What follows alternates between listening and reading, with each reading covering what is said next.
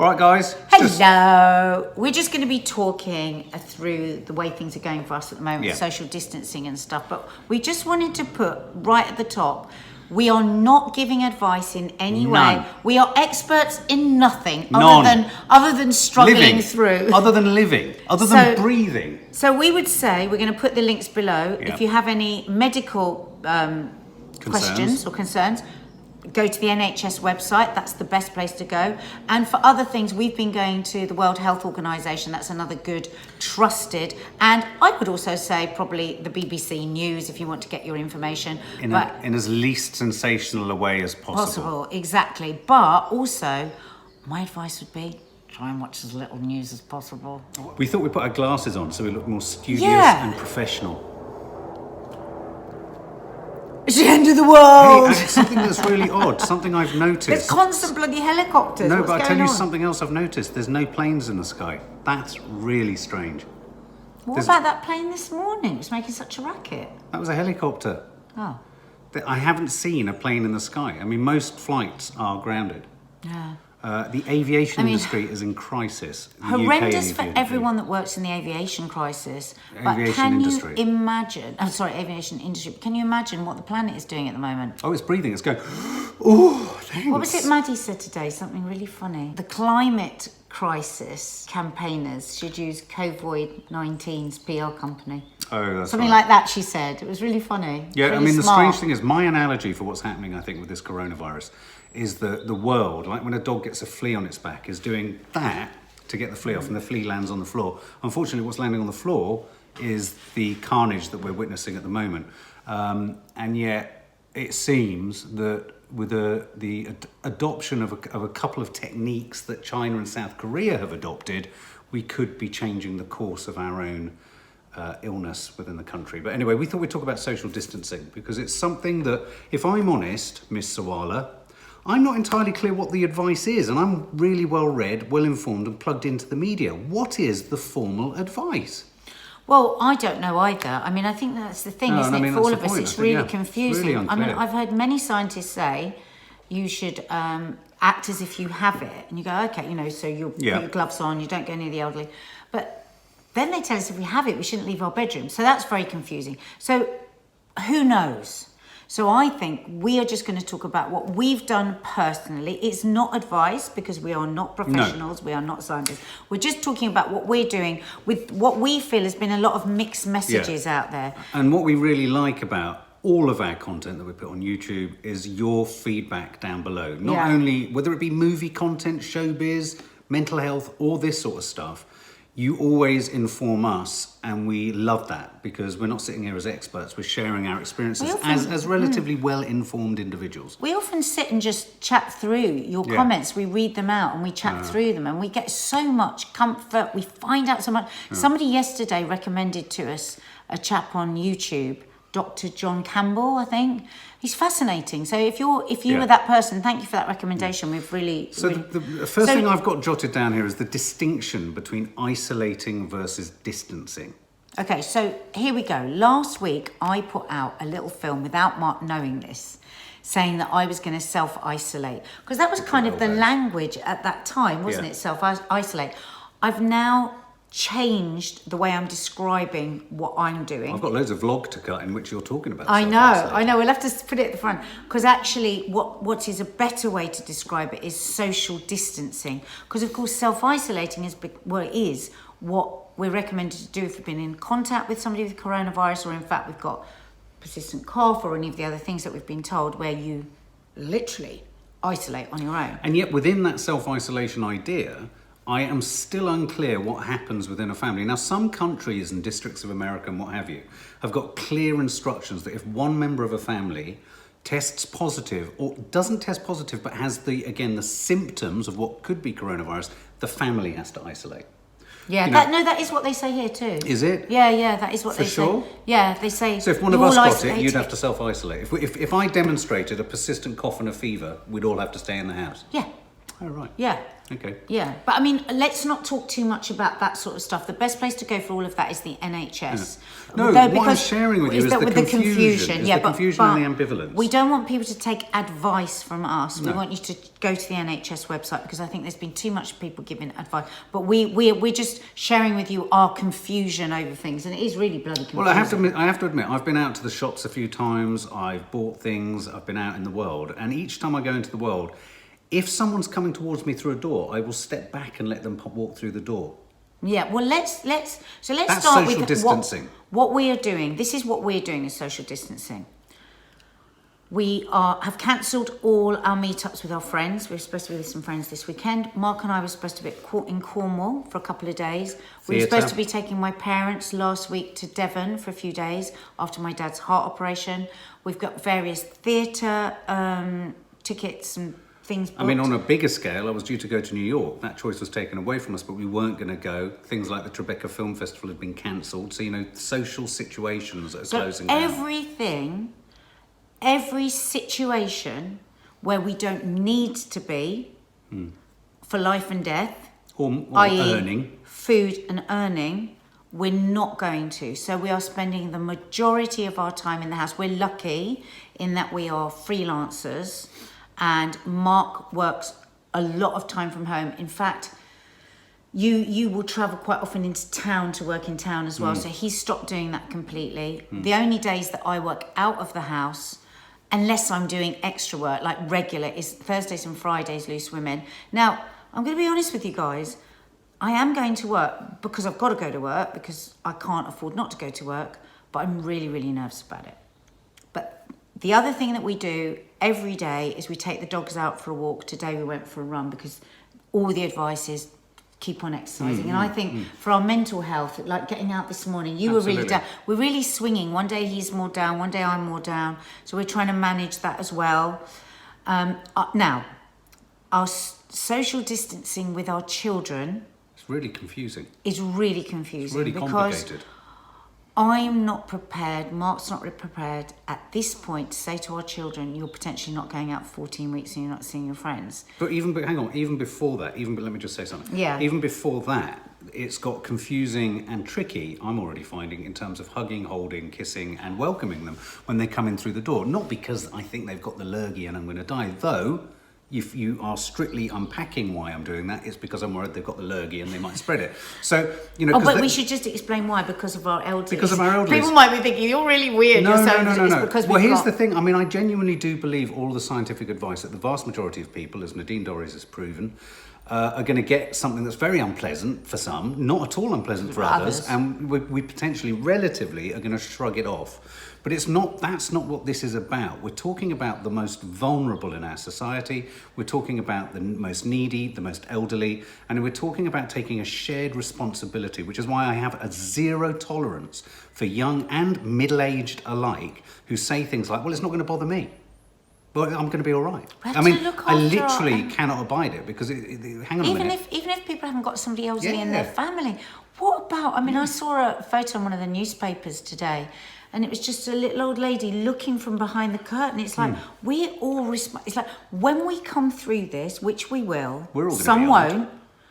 Who are we going to be at the end of it? Are we going to be better people than we were at the beginning of it? And I really, really hope that we are. I hope that we're thinking more about others. We're thinking about how we behave in everything we do.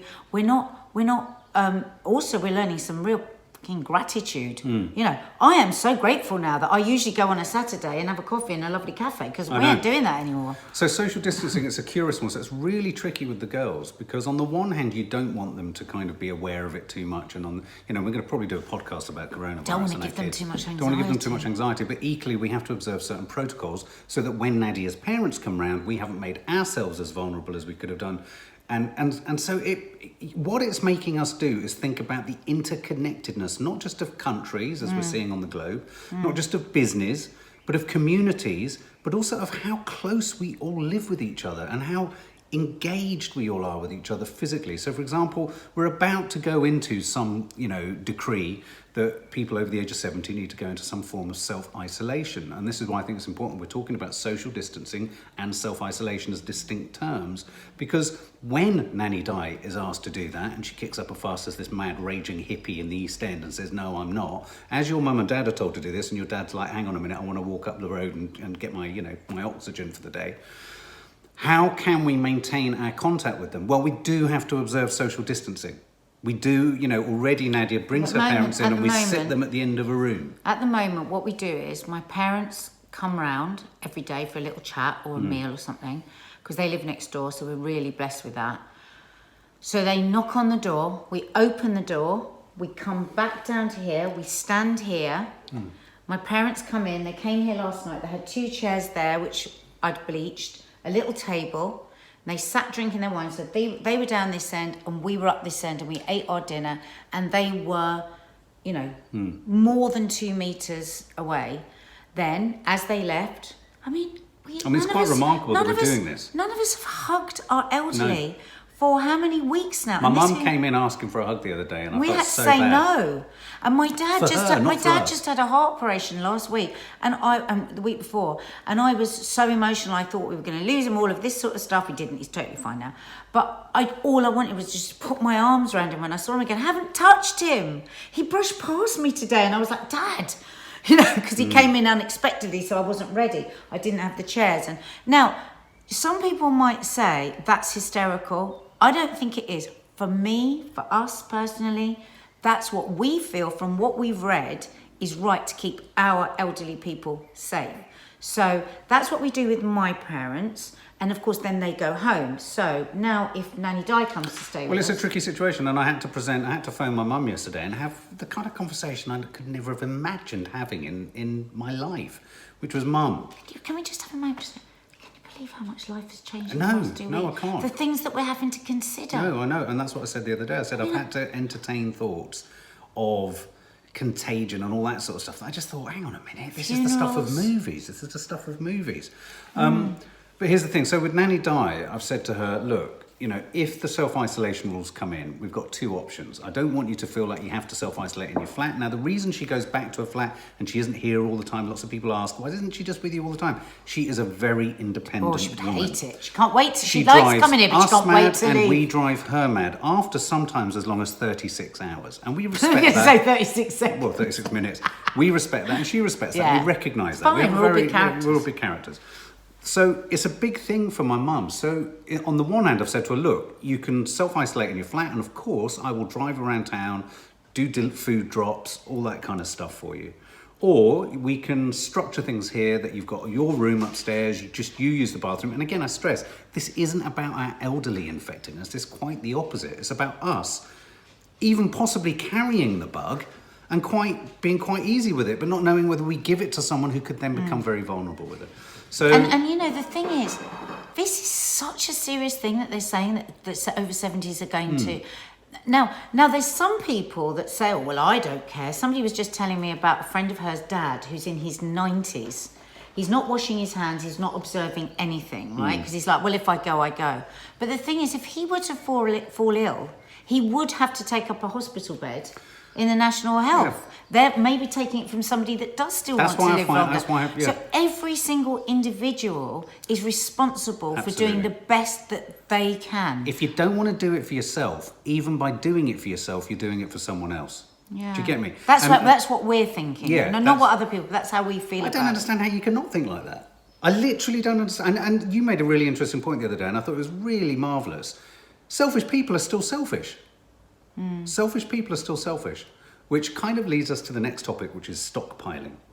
Because this is a tricky one for me. Now, I had obviously we've all seen the photos. Nadia posted a really moving image on her Instagram today of a man just standing in an aisle. I think Maddie sent it to you. With his shopping list and all the shelves empty. I was stood in Sainsbury's the other day, down several aisles, filming them. They're going to be in one of our vlogs that's coming up.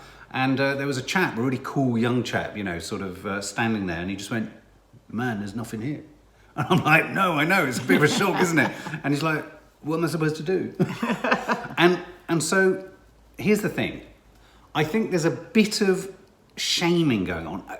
I think a lot of people are assuming that people who are stockpiling are just being rabidly selfish. Yeah, I think that's a good point to make, because I don't think everyone that's stockpiled is a dreadful, awful person. I think people are afraid. And I'm telling you now, I was in Sainsbury's and there was no onion rings, and I thought, you're joking. I had a moment of going, hang on a minute, there's no flour, there's no yeast, there's no onion rings, there's no that. Should we be stockpiling? Oh my God, why am I just doing this thing? And I thought, no, calm down, we've got to hold our nerve and not stockpile. But I could have easily gone, if I had younger children maybe, if I had, you know, I understand why people are doing it. We have a car, not everyone has a car. Not everyone has a car. And also the other thing is that stockpiling isn't just about selfishly stocking so that other people, you're not necessarily thinking, I don't want to let anyone else have it. People are preparing to stay in. Yeah, absolutely. I mean, look at Italy, they're in lockdown. If we suddenly get into lockdown, so people are getting the goods in case that they can't get out. Yeah, absolutely.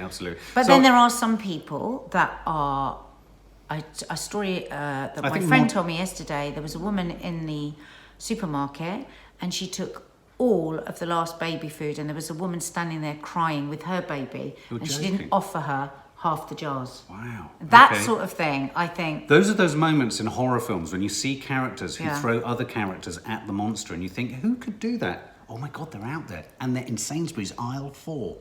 But what about the choices that people are making? I mean, I thought Nadine Dorries' comments about not having needed to use any toilet roll in her self-isolation or quarantine or whatever it was she was in, when she was coronavirus positive, and she said, I didn't need any more toilet roll than normal. Why are people getting toilet roll? I don't understand. Well, I suppose, again, you know, the thing is, a lot of the headlines are very scaremongering. I must say, I hated the Guardian's headline this morning. Yes, I didn't even notice that was popped in front. Mark brought it in, the kids saw it. It wasn't your fault. The kids saw it. A year, Mum. So, you know, when people are getting fed that, then they think, what if we're stuck in for a year and we haven't got any fucking toilet paper? I've got a sort of more stronger reason for it. I think people are simply shitting themselves. But they're stockpiling. Okay, on a food front, you've got the lowdown on this. I was wandering around the aisles thinking, why is that empty? So obviously tinned veg and all that sort of stuff. Baked beans, and there's a bit of a real concern for people that are running the food banks with that, because they say this is all the food that we put in the food banks. So tinned soups, there's nothing tinned, no dried lentils, all the rice is gone. On Ocado, which is where we get our food from, usually you can book the next day. You're having to book a week to 10 days now for. Yesterday I went on because I wanted to adjust my order, and I've never seen this before, a 15-minute queue to wait to be able to adjust my already in place. Okay. Then so when that you was go like an on, online queue in the street. Then when you go on, they are rationing, which I think is really good.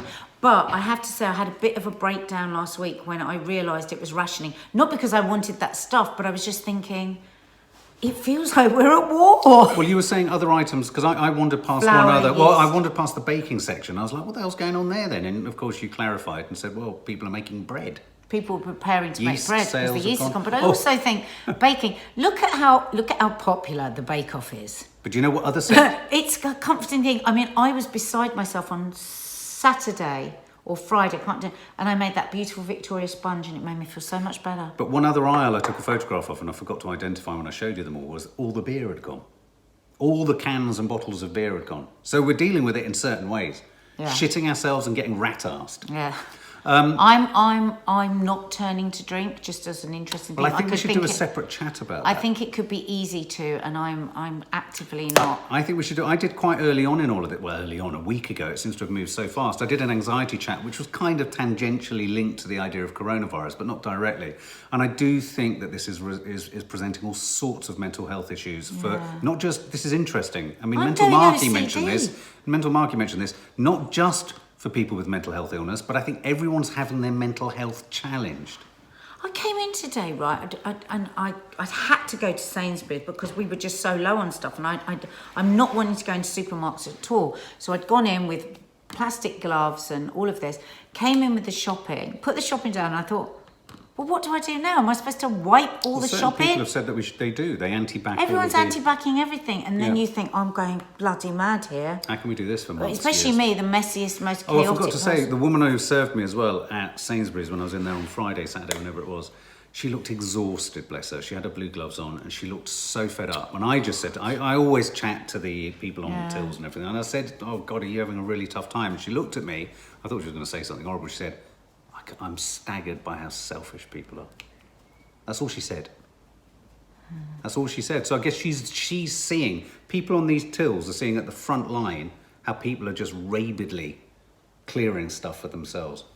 So, I don't know. What do you think, guys? Who are we going to be at the end of this? Yeah, I saw. Are we going to be? Do you think I can read that quote? Which one? That one that I found today on Instagram. I really, really loved it, and you can check out now if you want. If you're new to us, hit the subscribe button and the notification bell, guys, because we are really pumping out the content because we need it. To be honest, it really bloody helps us. It really helps us. Cabin fever. Has anyone else got cabin fever? Have you got cabin fever yet, Mark? I've got real cabin fever. Yeah. I'm peripatetic, as they say. I like to keep moving. Listen to this. Okay. Right, if you want to leave before this, you can. It was just something that really touched me this morning when I read it. You can read it out if you want, Mark. God, okay, I need to. Go on, because I'd like to hear it. And the people stayed home and read books and listened and rested and exercised and made art and played games and learnt new ways of being and were still. And listened more deeply. Some meditated, some prayed, some danced, some met their shadows, and the people began to think differently. And the people healed. And in the absence of people living in ignorant, dangerous, mindless, and heartless ways, the earth began to heal. And when the danger passed and the people joined together again, they grieved their losses and made new choices and dreamed new images and created new ways to live and heal the earth fully as they had been healed. Kitty O'Meara. Don't know who she is, but I just thought, obviously, we can't all be that because it's a bit heavenly, but there's something in that. Who are we going to be at the end of this? Here's my prognosis. Do you want a bit of a kind of... I'll give you a prediction, and I'm usually not wrong with these. I predicted Trump. I can see things coming before they're coming. Oh, God. And I genuinely think that the way we work is going to shift to a more, not just at home, but a more online way. I think we're going to rethink the way we voraciously consume stuff. Everything. We're going to find gratitude. I think we're going to move again towards things like self-sufficiency. I am genuinely about to buy seeds. I'm about to buy seeds. Because I can grow fruit and veg. I can grow veg. It's like the war. But maybe we need to be more like that. Yeah. What so do you think? Self-sufficiency, I think, will increase. Yeah, I do also think in terms of travel and the ability to just get around the globe whenever you want, however you want. I mean, I'm looking at the prognosis within the financial stock markets, and it's not looking good, if I'm honest, for British Airways or Virgin Atlantic, unless there's an enormous bailout from the government. And how much can the government bail out depends on how long this is going to go on. And, every industry is requiring equal help. So I think we could see a move in our entertainment, points of entertainment. I think online, social, streaming could expand. Though, of course, I'm going to do a separate thing about the film industry and streaming industry for all the film fans later today. But I do think, obviously, streaming can work, as can TV to a degree, so long as stuff's being made. I mean, yes, we can watch repeats, endless repeats, but only for so long. I do think platforms like YouTube and Facebook could really things are going to really change. They really are. I do. I think when we come the other side of this, but I think for the better. It's going to be hard. We're going to lose, many of us are going to lose loved ones, and God help us. But I think we're learning lessons maybe we'd forgotten about, to think more as a community, as a neighbourhood, And here's the thing. As a unit, as a country, rather than... I hate trite sayings, but what doesn't kill you makes you stronger. Now, the sad thing about this fact is lots of people are going to die. And lots of people already have. But let's think of it in terms of like the flu and all that kind of stuff. Our generation, the generation before ours, the baby boomers, and the generation beneath us haven't had a challenge like this. Now, if we can get out the other side of this, and most experts believe we will eventually, at least it won't have been war, and at least it won't have been, we have to sort of be grateful that there are vaccines developing everywhere. There's huge, brilliant brains are working across the globe. The best brains across the globe. Even China, which I know there's a lot of racism going on towards the Chinese, and my heart goes out to them. you know, and even China, you know, China's sharing the sort of DNA or the RNA of the actual virus with other scientists. There's cooperation going on behind the scenes in another way. So we could look at that as a real sign of possible hope. Even Trump has had to admit that he has to work collaboratively. But maybe that's another good thing. Maybe the world is going to work together more rather than everyone just myself. Yeah. Anyway.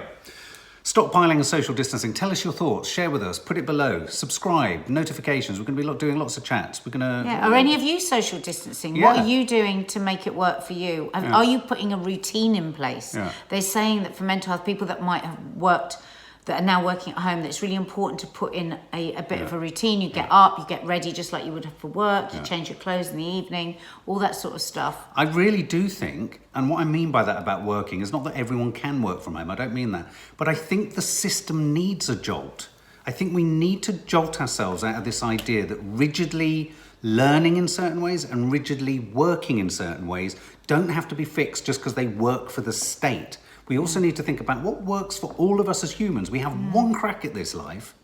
So why are we also willing to sort of hang up our responsibility for our life to someone else? I mean, there's so many people that want a job share, that would love to work from home a couple of days a week, helps them with childcare and all of that. And I think so many companies are so rigid, aren't they? This is the way that we do it. And we're going to see, I mean, it's interesting going into work, apparently when I go into work on Thursday and Friday, everything is so different. Jane was telling me Loose Women today was completely different. Well, there's no the editor was at home working from Skype. You know, it's going to be a virtual experience, absolutely. It's going to be much more for you, like I would imagine being a newsreader. You're going to be going into a studio, delivering your... But here's the thing, we are going to do another film where we talk about mental health, and I really want to talk about addiction, because one of the other things is, if crowd reducing measures are going to occur, things like 12-step meetings are going to be difficult to stage. Certainly the ones I used to go to in town where there's over 150 people in there. So, it's great on social media today. I've seen quite a bit of that support going out and people saying, I will stay sober through this pandemic, because it's going to be really hard for a lot of people. So if you'd like that, let us know below, because also it's a great time. Unfortunately, a huge component of addiction of any form is, I mean this in the kindest way as a person who does it, self-pity, and a belief that one can throw one's recovery at the wind. Bloody, it's all so awful. It's a good excuse to just take your eye off the ball and just throw yourself down the chasm of self-loathing, thinking, it's all lost. But it's not going to work, is it? Because it's going to upset everyone else in your life. So we're going to talk about that too. I think we've talked about a lot of bloody things here. We were just we're going to do that somewhere else. This is social distance. Anyway, get away from me. Further. Yeah. Further. Look at the dog.